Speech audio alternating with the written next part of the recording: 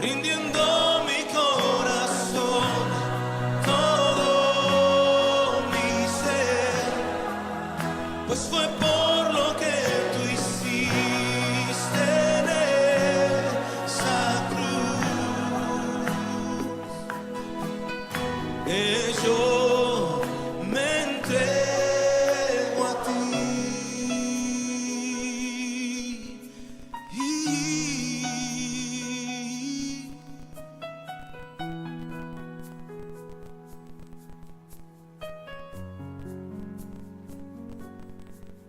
Vengo ante ti para adorar, dígaselo, para entregar mi corazón. Vengo ante ti para rendir todo lo que soy en adoración, pues fue el precio que pagaste, la forma en que te humillaste, que hoy me hacen entregarme.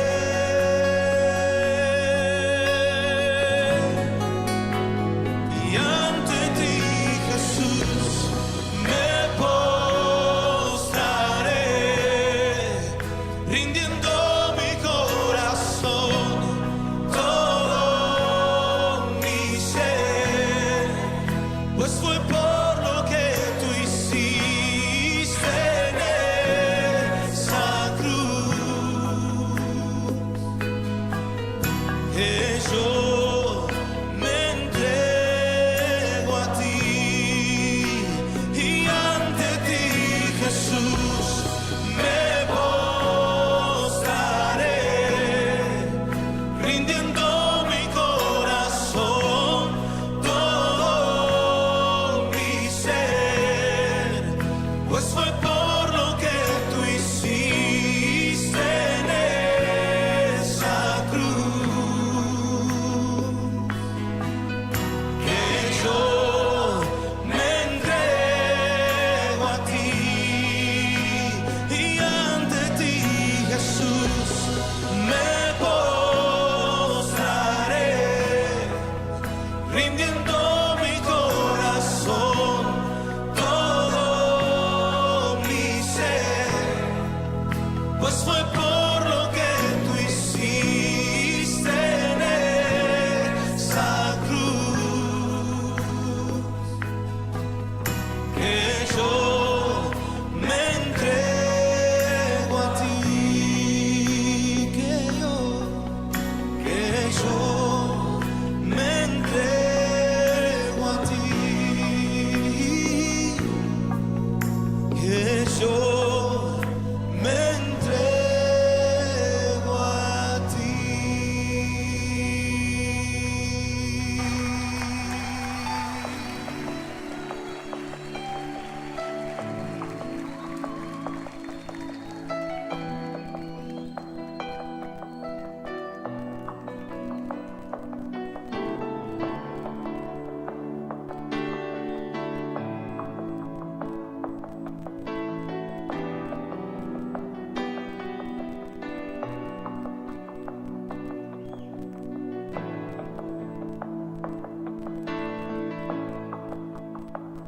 Al estar ante ti, adorando. Amén, gloria a Dios. Pues buenas noches a todos nuestros hermanos que ya están sintonizando esta noche este programa Jesucristo Restaurando tu Corazón. Pues doy gracias a Dios primeramente porque me da la oportunidad de compartir con ustedes la palabra en este mensaje principal. Y pues hoy quiero hablarles sobre un tema que Dios puso en mi corazón. Es un tema importante, primeramente habló a mi corazón y espero que pues sea de bendición a ustedes. Está titulado Asumiendo o perdonando el agravio, tendrás paz. El fundamento bíblico está en el libro de Primera de Corintios, capítulo 6, del versículo 1 al 11. Y quiero leerlo en esta noche en el nombre del Padre, del Hijo y del Espíritu Santo. Amén. ¿Osa alguno de vosotros, cuando tiene algo contra otro, ir a juicio delante de los injustos y no delante de sus santos? ¿O no sabéis que los santos han de juzgar al mundo? Y si el mundo ha de ser juzgado por vosotros, ¿sois indignos de juzgar cosas muy pequeñas? ¿O no sabéis que hemos de juzgar a los ángeles? Cuanto más las cosas de esta vida. Si pues tenéis juicio sobre cosas de esta vida, ¿ponéis para juzgar a los que son de menor estima en la iglesia? Para avergonzaros lo digo, pues que no hay entre vosotros sabio ni aun uno que pueda juzgar entre sus hermanos, sino que el hermano con el hermano pleitea en juicio, y esto ante los incrédulos. Así que, por cierto, es ya una falta en vosotros que tengáis pleito entre vosotros mismos. ¿Por qué no sufrís más bien el agravio? ¿Por qué no sufrís más bien el ser defraudados? Pero vosotros cometéis el agravio y defraudáis, y esto a los hermanos. ¿No sabéis que los injustos no heredarán el reino de Dios? No erréis, ni los fornicarios, ni los idólatras, ni los adúlteros, ni los afeminados, ni los que se echan con varones, ni los ladrones, ni los ávaros, ni los borrachos, ni los maldicientes, ni los estafadores heredarán el reino de Dios. Y esto eras algunos, mas ya habéis sido lavados, ya habéis sido santificados, ya habéis sido justificados en el nombre del Señor Jesús y por el Espíritu de nuestro Dios. Amén. En esta porción de la Escritura que acabamos de leer, vemos a Pablo dirigirse a los cristianos en Corinto, entre quienes se había presentado algunos problemas, y uno de ellos era que tenían diferencias entre los mismos hermanos, llevándolo al extremo de hacer públicas dichas diferencias ante tribunales de incrédulos. Es por ello que Pablo reprende a la iglesia de Corinto por haber llevado al tribunal del mundo los pleitos dentro de la iglesia, y les dice que entre ellos debiera de haber algún hermano o hermana que sean maduros en la fe dentro de la iglesia, que pudieran juzgar acerca de esos problemas. El punto de Pablo fue que hay problemas más graves que el ser defraudados, tales como el llevar a algún hermano a la corte, al tribunal, o el estimular el rencor y amargura entre hermanos, sembrando discordia y buscando venganza. Corinto fue parte de la sociedad griega. No era de sorprenderse que los creyentes trajeran consigo prácticas a los que estaban acostumbrados en su vida pasada. Pablo estaba tan asombrado de tal conducta y les pregunta: ¿cómo se atreve a alguno de ustedes que tiene pleito contra otro pedir justicia a los jueces paganos y acudir a las cortes en vez de ir a otros cristianos maduros para que determinen justamente? Y peor aún, Pablo condena el tener pleitos entre sí. De esta manera, Pablo les escribe para que se avergüencen de la conducta que habían tenido entre ellos. Y en verdad que es vergonzoso llevar a nuestros hermanos en Cristo a tribunales paganos para resolver nuestros desacuerdos. En 1 de Corintios capítulo 15 versículo 34 les dice otra vez: velad debidamente y no pequéis, porque algunos no conocen a Dios, para vergüenza vuestra lo digo. Los corintios se creían tan sabios en asuntos de este mundo, por ello pretendían resolverlo confiando en su propia prudencia, cuando el Señor nos dice que nos fiemos de Jehová con todo nuestro corazón y no en nuestra propia prudencia. Esto lo encontramos en el libro de Proverbios capítulo 3 versículos del 5 al 7. Ahí Dios nos exhorta a no ser sabios en nuestra propia opinión, sino que debemos temer a Dios y apartarnos de hacer cualquier mal, y más si se trata de nuestro hermano en la fe. En el versículo 2 del libro de Proverbios capítulo 3 reafirma esto diciendo que solo guardando los mandamientos de Dios tendremos largura de días y años de vida, y paz se aumentarán.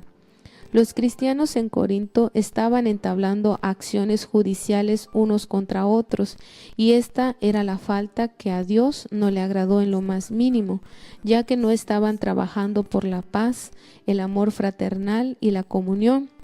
Y es que cuando se lleva una disputa o pleito ante las cortes judiciales o ante los incrédulos, sin importar quién gana el pleito, todos sufrimos derrota. Pablo lo expresó así: el hecho de que tengan semejantes demandas legales unos contra otros es en sí una derrota para ustedes. ¿Por qué mejor no aceptar la injusticia y dejar el asunto como está? ¿Por qué no se dejan estafar? En cambio, son ustedes mismos los que hacen lo malo y estafan aún a sus propios hermanos en Cristo. Primera de Corintios capítulo 6 versículos 7 y 8 en la versión de la Nueva Traducción Viviente.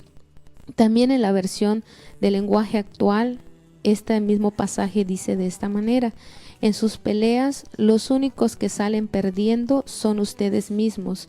Vale más ser maltratado y robado que robar y maltratar, pero ustedes hacen lo contrario, se maltratan y se roban entre ustedes mismos. Amén. En estos pasajes, Pablo les pregunta: ¿por qué no mejor soportar la injusticia? ¿Por qué no mejor dejar que nos defrauden y roben? Cristo nos da la respuesta. Él nos enseña cómo se debe hacer en el libro de Mateo capítulo 5 versículo 39 y 40. Pero yo os digo, no resistáis al que es malo, antes a cualquiera que te hiera en la mejilla derecha, vuélvele también la otra, y al que quiera ponerte a pleito y quitarte la túnica, déjale también la capa. Es decir, que es mejor sufrir pérdida que estar continuamente peleando, pero los corintios tristemente hacían lo contrario. Es por ello que Pablo finaliza diciendo que los injustos, entre otros pecados más, no heredarán el reino de Dios. Ahora, ¿qué es un agravio? Pablo lo menciona de manera constante y es necesario para nosotros poder comprender a qué se refiere con este término. La palabra agravio es un hecho o insulto que ofende a una persona por atentar contra su dignidad, su honor, su credibilidad, especialmente cuando es injusto en cuanto a sus derechos o intereses. Se conoce como agravio a la palabra o acción que hiere, ofende o desprecia a alguien. El agravio puede ser verbal cuando alguien usa palabras para menoscabar la dignidad, los derechos o intereses económicos de otro, o pueden ser físicos cuando se atenta contra la integridad física de una persona a través de agresiones o actos irrespetuosos.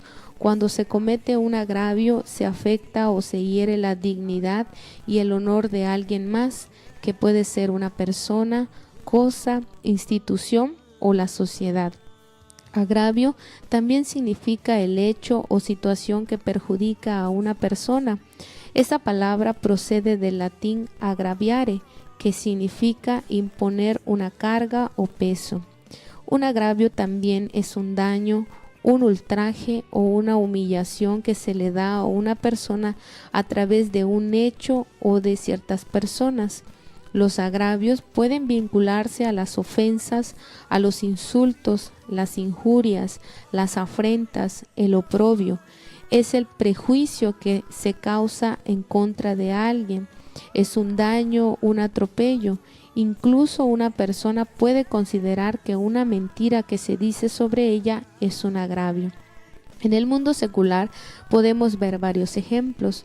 Uno de ellos es cuando una persona recibe un trato diferente, humillante y ofensivo con respecto a otra que se encuentra en una situación de igualdad frente a una misma circunstancia, violando así los principios de igualdad, justicia y equidad. Un ejemplo claro de esto es cuando dos individuos que laboran en el mismo departamento u oficina y realizan las mismas funciones, pero ellos poseen dos salarios diferentes, ya sea por ser mujer o menos influyente. Esto acarrea un agravio comparativo, lo cual dificulta el ambiente de trabajo. Herir físicamente a alguien también es considerado como un agravio, ya que entonces está dañando la propiedad o el carácter de la persona y legalmente dicha persona tiene el derecho de demandar al agresor por daños y perjuicios. Otro ejemplo muy sencillo es cuando un candidato en una entrevista dice una mentira de otro. El afectado se siente agraviado y dice: si no se retracta por esa mentira, lo demandaré. También podemos ver otro ejemplo cuando una periodista publica una nota que disgusta a un hombre influyente y el jefe de redacción la cambia de funciones. Ella se siente víctima de un agravio. Así que toma la decisión de renunciar porque no respetan ni valoran su trabajo. Una persona también considera como agravio cuando se le aplica una multa por estacionarse mal y pide se le quite, alegando que todos los coches en esa zona estaban mal estacionados, pero solo a él se le impuso la multa. En la vida espiritual también se cometen agravios y esto se realiza entre los propios hermanos, incluso dentro de la familia. Por ejemplo, cuando un hermano tiene pleito con su esposo o su esposa, cuando entre padres e hijos también hay pleitos. Aún Dios considera agravio el odiar a algún hermano, el pedir justicia ante los injustos e incrédulos, y no delante de los santos, como Él lo dijo en la palabra. También Dios considera agravio pedir consejo con incrédulos, ya que estaremos dando un mal testimonio y no estaremos buscando la dirección de Dios. El autojustificarse es también un agravio, ya que el creyente no puede ni quiere reconocer que también tuvo parte de la culpa en el pleito. Poner jueces a los hermanos que aún no tienen madurez espiritual también es considerado desagradable delante de Dios. Denunciar a algún hermano ante tribunales seculares también es considerado como un agravio, porque estamos dejando en mal el evangelio de nuestro Señor Jesucristo, cuando Dios nos ha dado la sabiduría y a hermanos maduros para que puedan poner orden entre esos hermanos. Incluso Moisés lo hizo, puso jueces quienes ellos le apoyaban para resolver los casos que estaban más sencillos, y los más graves él mismo los respondía con la ayuda de Dios. El agravio espiritual es aún mucho más grave de lo que nos podemos imaginar, porque Dios considera pecado aún el revelar los defectos de los hermanos, ya que denota que en nuestro corazón no hay perdón ni mucho menos amor. El agravio es algo muy serio, sobre todo para aquellos que conocemos lo que el Señor Jesucristo dijo en el Evangelio de Mateo capítulo 22 versículos 37 al 40. Y dice la palabra de esta manera: amarás al Señor tu Dios con todo tu corazón y con toda tu alma y con toda tu mente. Este es el primero y grande mandamiento, y el segundo es semejante: amarás a tu prójimo como a ti mismo. De estos dos mandamientos depende toda la ley y los profetas. Amén. En las Escrituras también podemos encontrar un ejemplo de agravio. Esto lo vamos a leer en la epístola del apóstol Pablo dirigida a Filemón en su único capítulo. Y quiero compartírtelo en esta noche y que puedas entender y comprender lo que Dios nos está diciendo. Dice la palabra en el libro de Filemón: Pablo, prisionero de Jesucristo, y el hermano Timoteo, al amado Filemón, colaborador nuestro, y a la amada hermana Apía, y a Arquipo, nuestro compañero de milicia, y a la iglesia que está en tu casa, gracia y paz a vosotros, de Dios nuestro Padre y del Señor Jesucristo. Doy gracias a mi Dios, haciendo siempre memoria de ti en mis oraciones, porque oigo del amor y de la fe que tienes hacia el Señor Jesús y para con todos los santos, para que la participación de tu fe sea eficaz en el conocimiento de todo el bien que está en vosotros por Cristo Jesús. Pues tenemos por gran gozo y consolación en tu amor, porque por ti, oh hermano, han sido confortados los corazones de los santos, por lo cual, Aunque tengo mucha libertad en Cristo para mandarte lo que conviene, más bien te ruego por amor, siendo como soy, Pablo, ya anciano y ahora además prisionero de Jesucristo, te ruego por mi hijo Onésimo, a quien engendré en mis prisiones, el cual en otro tiempo te fue inútil, pero ahora a ti y a mí nos es útil, el cual vuelvo a enviarte. Tú pues recíbele como a mí mismo. Yo quisiera retenerle conmigo para que en lugar tuyo me sirviese en mis prisiones por el Evangelio, pero nada quise hacer sin tu consentimiento, para que tu favor no fuese como de necesidad, sino voluntario, porque quizá para esto se apartó de ti por algún tiempo, para que le recibieses como siempre, no ya como esclavo, sino como más que esclavo, como hermano amado, mayormente para mí, pero cuanto más para ti, tanto en la carne como en el Señor. Así que si me tienes por compañero, recíbele como a mí mismo, y si en algo te dañó o te debe, ponlo a mi cuenta. Yo, Pablo, lo escribo de mi mano, yo lo pagaré, por no decirte que aún tú mismo te me debes también. Si, hermano, tengo yo algún provecho de ti en el Señor, conforta mi corazón en el Señor. Te he escrito confiando en tu obediencia, sabiendo que harás aún más de lo que te digo. Prepárame también alojamiento, porque espero que por vuestras oraciones os seré concedido. Te saludan Epafras, mi compañero de prisiones por Cristo Jesús, Marcos, Aristarco, Demas y Lucas, mis compañeros. La gracia de nuestro Señor Jesucristo sea con vuestro espíritu. Amén. Esta epístola que acabo de compartirles es la carta que Pablo le envía a Filemón con un propósito, y este era abogar por Onésimo, un esclavo fugitivo quien anteriormente estaba bajo la autoridad de Filemón. Onésimo significa útil en griego. Aunque la Biblia no explica más sobre la vida de Onésimo, podemos ver a través de estos pasajes que Onésimo tenía por amo a Filemón, un creyente convertido por Pablo. También vemos que en ese tiempo la esclavitud era común.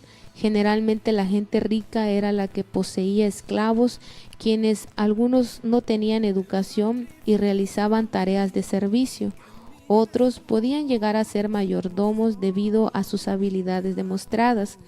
Los derechos de los amos sobre sus esclavos era absoluto. La ley romana les permitía a los esclavos ganar dinero y tener bienes, incluyendo otros esclavos, e incluso comprar de sus amos su propia libertad. Por razones no mencionadas, Onésimo huyó de su amo, y al hacerlo probablemente se llevó consigo algo de la propiedad de su amo. Por esta acción, Filemón seguramente se sintió defraudado, agraviado y tal vez sintió enojo contra su esclavo. Onésimo se unió a Pablo quizá como compañero de prisión, ya que él tomó interés en él y lo condujo a su conversión. El apóstol parece haber disfrutado de su compañía y sobre todo le fue útil en su ministerio. Pablo deseaba sinceramente mantener a Onésimo consigo, a fin de que pudiera tomar el lugar de Filemón a su lado en el servicio del Evangelio. Sin embargo, Pablo no tenía ningún derecho de retener a Onésimo. Esto no habría sido legal de acuerdo con la ley romana, sino que lo peor de todo es que hubiera involucrado una ruptura en el compañerismo cristiano entre él y Filemón. Por ello Pablo tuvo que hacer un sacrificio de enviarlo de regreso porque era lo justo y correcto. Juntamente envió una carta utilizando un lenguaje gentil y eligiendo cuidadosamente sus palabras, en la cual Pablo suplicó a Filemón que recibiera a Onésimo como si a él mismo lo estuviera recibiendo, ya no como un esclavo, sino como un hermano en la fe, como un colaborador útil. Ya que aunque Onésimo se había arrepentido, él sabía las consecuencias de haber huido. La crucifixión era la pena que se le imponía a los esclavos que huían. Es por esto que Pablo no quería que la reconciliación entre amo y esclavo fracasara a causa de cualquier demanda de compensación. Por ello le dice a Filemón que si algo le debía a Onésimo, que se lo cargara a su cuenta. Ahora la condición de Onésimo era diferente y Pablo entendía que era necesario que éste volviera con Filemón. Por ello también le recuerda el amor con que el mismo Filemón fue perdonado por nuestro Señor Jesucristo, siendo Pablo el que le llevara el mensaje. Después de todo, no le debía Filemón a Pablo su propia vida, ya que éste era el responsable de su conversión, de llevarle el mensaje de salvación. Filemón tendría que tomar la decisión libremente y por eso Pablo se negó a darle una orden o a forzarlo de manera alguna. Pablo estaba seguro de que Filemón respondería de una manera piadosa y obediente. De esta misma manera, Dios nos quiere enseñar en esta noche cómo los cristianos debemos responder cuando se presente una situación parecida a la de Filemón. Tal vez actualmente y en nuestro país no haya esclavitud como en el tiempo de Roma, pero sí se llegan a presentar y muy frecuentemente agravios hacia nuestra persona. Como lo mencionaba al inicio, puede darse entre hermanos que están en la misma fe, puede darse entre las familias y esto solamente causa que haya separación, que haya división. Hoy en esta noche Dios desea que recordemos que los cristianos somos hijos de un mismo Padre y la Biblia nos advierte de acudir a tribunales para solucionar casos de injusticia. Mejor sería sufrir el agravio antes de denunciar a los hermanos al tribunal que está fuera de la iglesia. En el Evangelio de Lucas capítulo 16 versículo 15, él dijo: Vosotros sois los que os justificáis a vosotros mismos delante de los hombres, mas Dios conoce vuestros corazones, porque lo que los hombres tienen por sublime delante de Dios es abominación. También Dios nos quiere enseñar en esta noche que el denunciar a un hermano estamos prácticamente declarando nuestra derrota, independientemente de la sentencia que el tribunal secular pueda dar ante ese juicio. Romanos capítulo 12 versículo 21 nos advierte: no seas vencido de lo malo, sino vence con el bien el mal. Dios también nos está exhortando a que no seamos injustos. En el libro de Mateo capítulo 7 versículo 12 dice de esta manera: así que traten a los demás como les gustaría que los traten a ustedes. Este es el verdadero significado de la ley y de la enseñanza de los profetas. Dios también nos dice que revelar los defectos de los hermanos es dejar sin efecto el perdón de Dios en nuestras vidas. Lucas capítulo 6 versículo 37 dice: no juzguéis y no seréis juzgados, no condenéis y no seréis condenados, perdonad y seréis perdonados.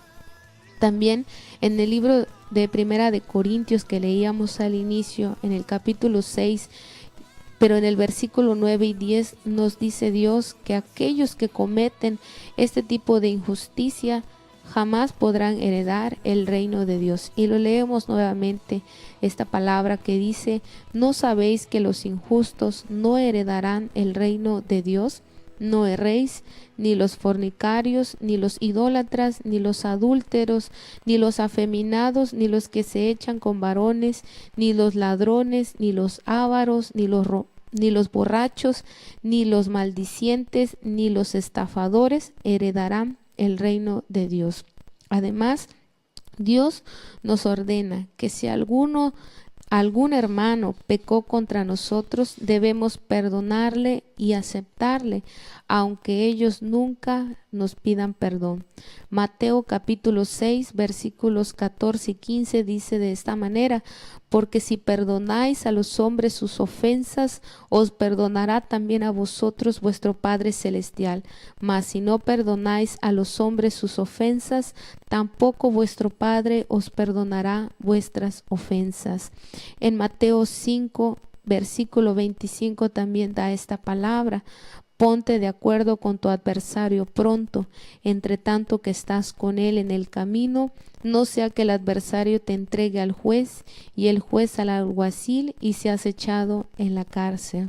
Dios también dice en la palabra que leímos al inicio en 1 Corintios capítulo 6 que se deben buscar hombres y mujeres maduros espiritualmente para ayudar en estas diferencias que surgen en las iglesias, que surgen entre el pueblo de Dios.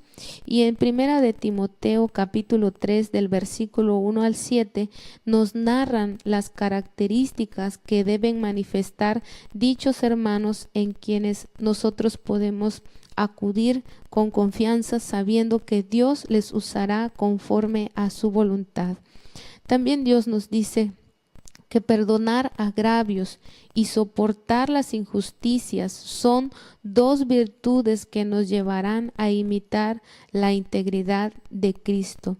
Él mismo nos da el ejemplo cuando fue a esa cruz y fue agraviado, soportó injusticias, soportó vituperios, soportó injurias, soportó el oprobio, soportó las burlas, soportó el escarnio y aún así solamente dijo: perdónalos porque no saben lo que hacen.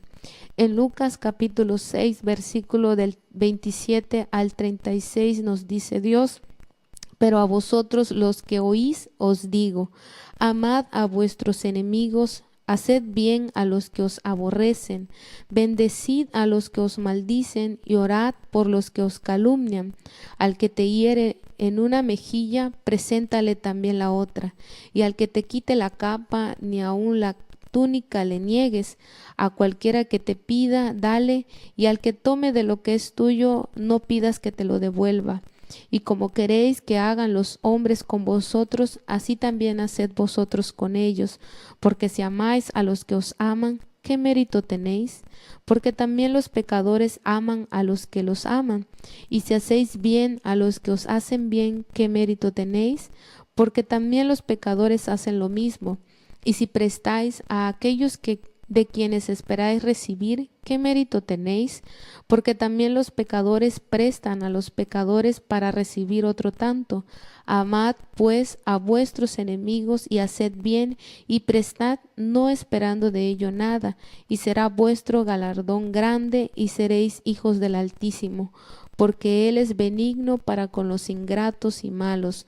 Sed pues misericordioso, como también vuestro Padre es misericordioso. El Evangelio tiene el propósito de reconciliar a las personas entre sí, no solo al judío y al gentil, sino también al esclavo y al amo. Esto nos convierte en hermanos, ya que hemos puesto nuestra fe en Jesucristo, quien nos ha reconciliado ante el Padre a pesar de nuestros pecados tan terribles que cometimos en nuestra vida pasada. En esta noche Dios nos está preguntando: ¿hay alguna persona a quien usted deba perdonar y brindarle una renovación de la amistad que tenía con ella? ¿Quiere usted tener paz? ¿Quiere usted sanar de esa enfermedad o dolor que has tenido en estos días? ¿A qué agravio o qué injusticia debes renunciar en esta noche? La solución es fácil.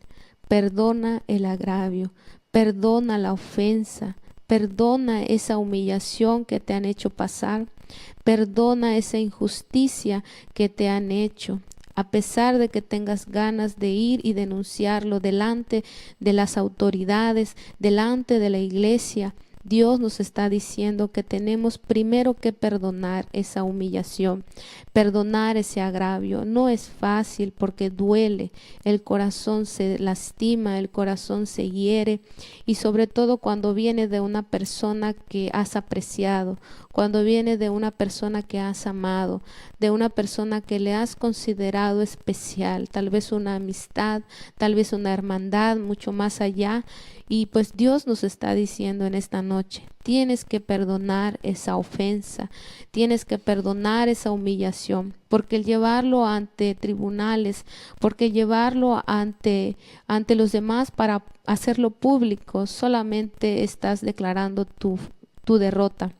Dios lo dijo en esta noche a través de su palabra, que aquellos que cometen ese pleito entre hermanos y lo hacen público y lo llevan ante aquellos que no lo van a entender, porque tristemente los tribunales están llenos de personas incrédulas, y si hubiese algún creyente, pues no lo van a comprender, no van a entender los puntos o la situación que están viviendo. Y pues Dios nos dice en esta noche esta palabra en el libro de Romanos capítulo 12, versículos del 19 al 20. No os venguéis vosotros mismos, amados míos, sino dejad lugar a la ira de Dios, porque escrito está: mía es la venganza, yo pagaré, dice el Señor. Así que si tu enemigo tuviere hambre, dale de comer; si tuviere sed, dale de beber, pues haciendo esto, ascuas de fuego amontonarás sobre su cabeza. Y la palabra ascuas yo me interesaba qué era lo que significaba, y quise compartirlo con ustedes para que también podamos entender qué es lo que Dios nos está diciendo a través de esta palabra. Y ascuas es un trozo de material sólido que cuando entra en contacto con el fuego se vuelve incandescente, pero sin llama. Y en la parte espiritual, ahora sí que lo que Dios dice en esta palabra, ascuas de fuego, Dios ponía esta definición, que al hacerlo, la persona a la que tú le hagas el bien va a permanecer expectante, intrigado o inquieto por lo que tú acabas de hacer.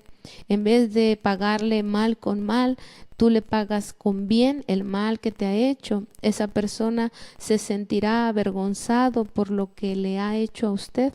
Pero esto es difícil, yo lo sé. El tratar bien a aquellos que te tratan mal, el amar a aquellos que te han agraviado, a los que te han humillado, tal vez con una mentira, tal vez con una afrenta, tal vez de manera directa ofendiéndote.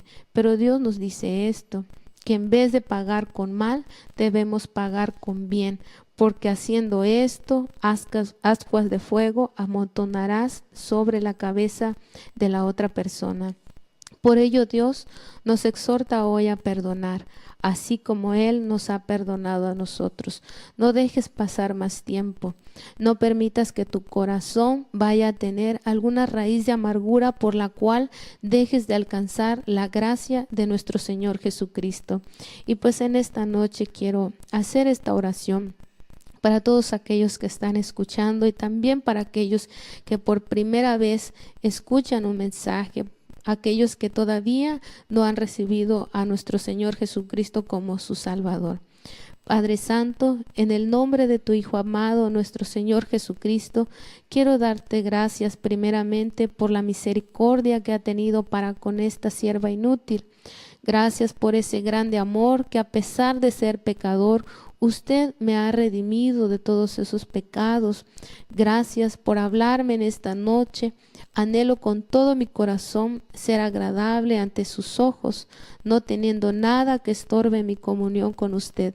Por esto, hoy quiero pedirte que me ayudes a perdonar todo agravio, toda ofensa, toda humillación y toda acción que hayan hecho contra mi persona. Deseo ser libre de toda raíz de amargura. Quiero ser libre para poder adorarte y alabarte como antes. Quiero pedirte que me hagas recordar si también he cometido algún agravio hacia mi prójimo, ya sea mi hermano en Cristo, mis hermanos o aquellos que tienen esposo, hijos. Muchas veces no nos damos cuenta de las actitudes ni de las palabras que tenemos. Por eso hoy nos acercamos a usted para pedirle perdón y para perdonar. Hoy suelto y perdono a todos los que me causaron dolor a mi corazón, a los que lastimaron y humillaron, porque hoy entendí que a través de perdonar y otorgar el perdón volverá la paz a mi corazón e incluso vendrá refrigerio a mis huesos. Amado Señor, ayúdame. Sé que no será fácil, pero confío en que usted me ayudará en los momentos que lo necesite. Ayúdame a reconciliarme con mi prójimo. A la medida de lo posible tengo que estar en paz con ellos. Eso es un mandato suyo, sin el cual no podré ver a Dios. Gracias, Señor. Gracias, Padre Celestial, por amarme de tal manera. Hoy recibo tu paz en el nombre de Jesús. Y si usted no ha recibido a Jesucristo como su Salvador, hoy quiero invitarle a que lo haga, porque solamente a través de Él Dios perdona todos nuestros pecados y nos limpia de toda maldad.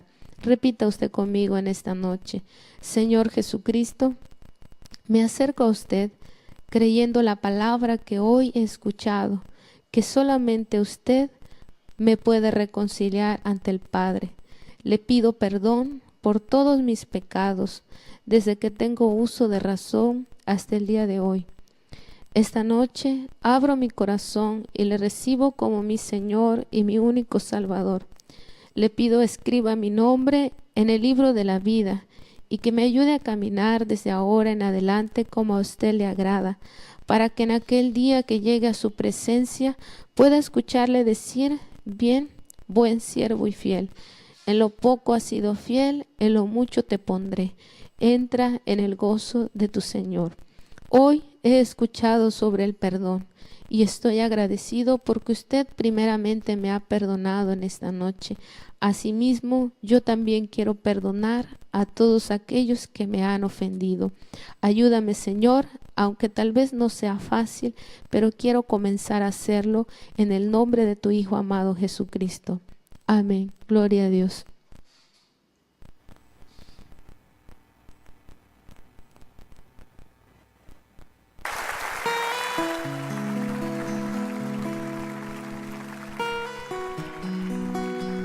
Hermano, con todo tu ser quiero invitarte a que le cantes al Señor.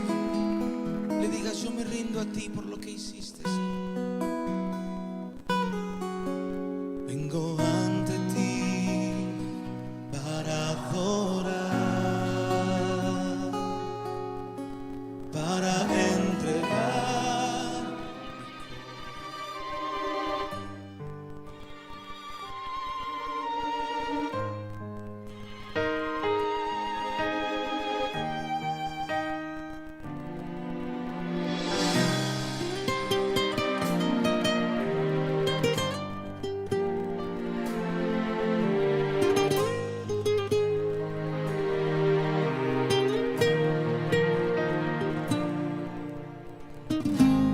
Ya no digas más que tienes un gran problema. Ya no digas más que tienes un gran dolor. Ya no declares más que vives en la miseria. Ya no digas más que la deuda es tu dueña. Háblale a la deuda, dile a la miseria, cuéntale al problema que tienes un gran Señor, que tienes un gran Señor y es más grande que el problema, que tienes un gran Señor y es más grande que tu deuda, que tienes un gran Señor que acaba con la miseria y que aplasta tu problema, que tienes un gran Señor, que tienes un gran Señor, es grande, nunca ha perdido una batalla.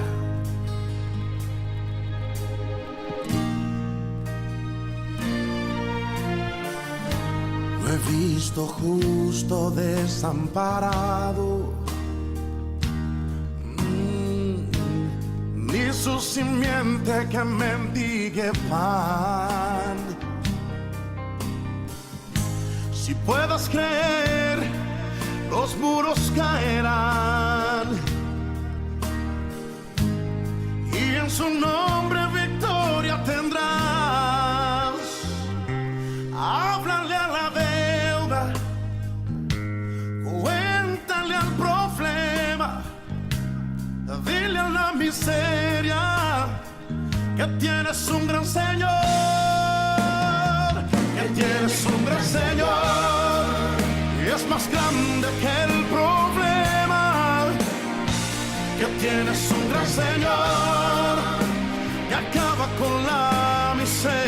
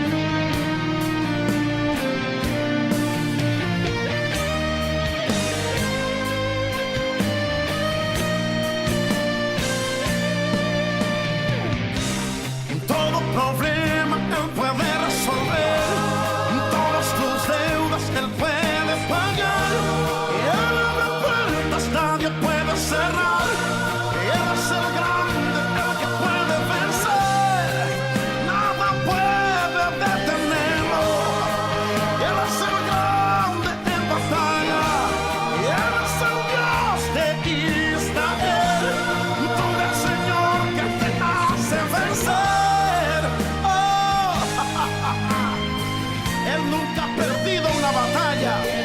Hoy levántate con fe, créele a Él y su gloria verás. ¡Oh! Tienes un gran Señor. El Señor que acaba con tus problemas, que tienes un gran Señor, un gran Señor.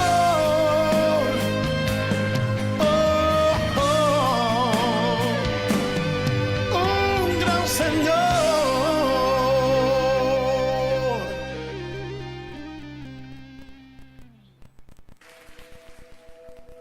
No tengo nada para ofrecer,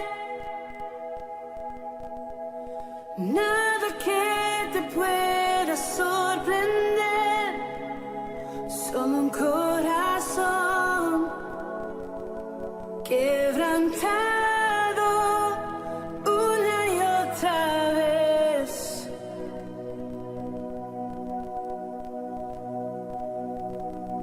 Y no hay nada que me enamore más, nada que me apasione más, solo tu presencia, solo tu